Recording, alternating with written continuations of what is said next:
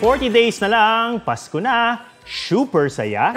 Ngayon sa Marikina dahil bukas na ang Christmas Banchetto na may shoe bazaar pa. Hindi naman pahuhuli ang mga taga Batangas City na tinadtad ng Christmas lights ang kanilang plaza.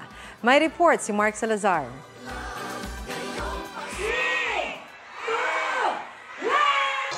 Talaga namang bright and merry ang open grounds ng Plaza Mabini sa Batangas City.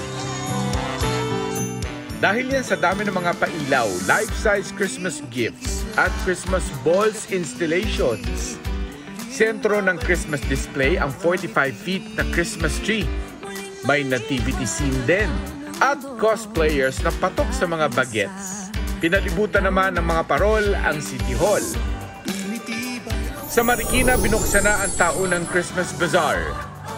Wanto sawa ang pagkain. Kaliwat kanan din ang mga panregalong pwedeng bilhin tulad ng mga dekalidad na sapatos. Dagdag atraksyon pa ang giant shoe display.